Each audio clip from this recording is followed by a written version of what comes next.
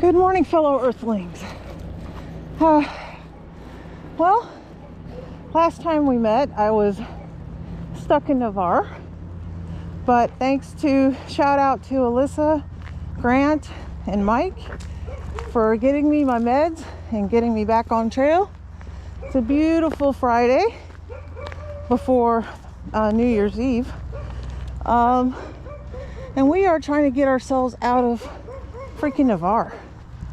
I'm almost on Eglin Air Force Base property, and I got a barkometer going on here.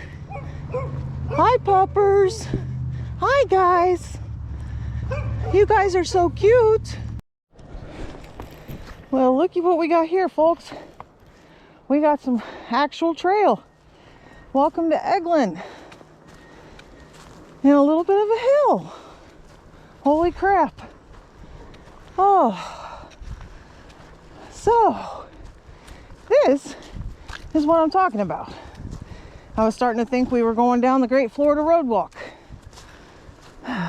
which I know there's roads ahead, but still, I mean, they didn't call it the Florida Roadwalk, they call it the Florida National Scenic Trail. So thank goodness. Yeah. And making our way to Dean Campsite for the night, our first stop in Eglin. So speaking of all this, the registration process or the permit process for Eglin is interesting. You go on to their website and you have to register in their iSportsman website, and you register and you take two classes, two little trainings. One on the beach is pretty, don't hurt the turtles, and the other. All right, guys, sorry about that rude interruption earlier. My GoPro decided to not want to record. So before I give you guys a tour of the beautiful Dean campsite, finish my thought from earlier. So to get the permit, like I said, you have to take the Beaches Are Beautiful training, but then you also have to take this training, and this is new, how to identify unexploded ordnances. So yeah, while you're going through the woods, find if you see bombs, essentially, what to do with them. And I'm thinking, I'm gonna keep freaking hiking. No, but seriously, you're supposed to like call the base and then they come out, and you're supposed to flag where you see it but not go any closer. And I'm thinking, dude, I don't run around the trail carrying flag stuff with me. Like, I might flag it with some toilet paper, but I don't think they'd appreciate that too much. And I kind of need my toilet paper, you know, stuff's rationed out here. So there you have it. And then when you get ready to come on to the compound, well, before you come on compound, you call their office, and they set you up. And I guess my permit goes until January 4th. So that means I guess I better hightail my ass out of here. So let's take a look at this campsite. This campsite's pretty sweet. This is the first campsite that actually feels like you're camping, not that weird beach setup shit that we dealt with the other night, because that wasn't any fun, guys. I'm still getting sand out of everything, by the way. So here's the Dean campsite. So nice little fire pit. I've already went and gathered myself some firewood for tonight. Have a nice little campfire. A little registration-y area over there. And got my tent set up over here, and I think Mr. Tent's going to do a lot better job this time because he got some actual ground to get a hold of. That sand just was not working.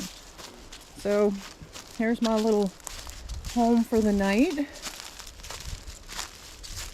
Yay, all set up. So we're going to go down trail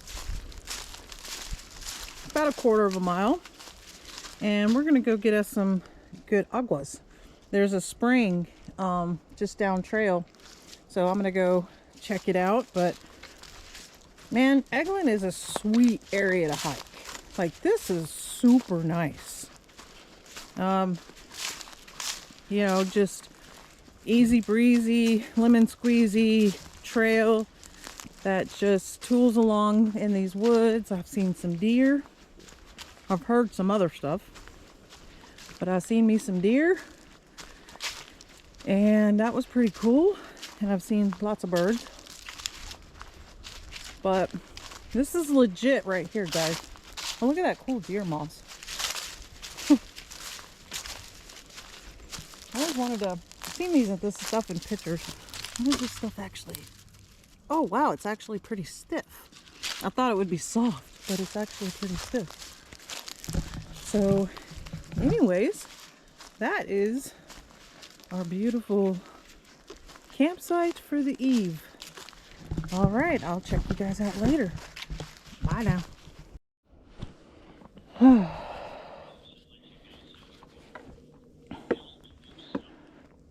Okay.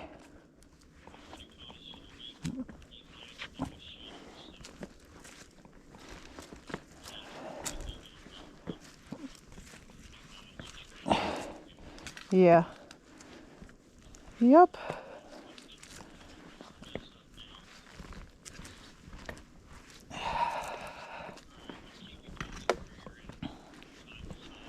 Will do.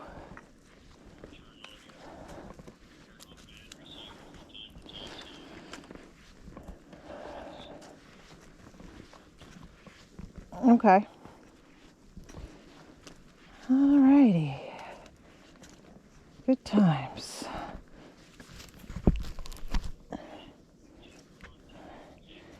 Okay.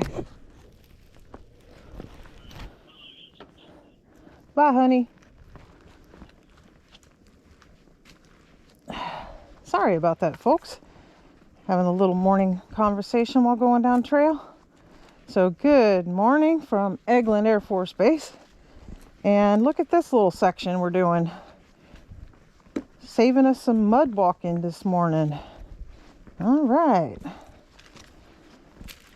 Gotta concentrate. It's like walking on two construction 4x4s side by side. So we're getting on down. Got a long day today. Got a long day today. Ooh, and I got a duck. Ugh.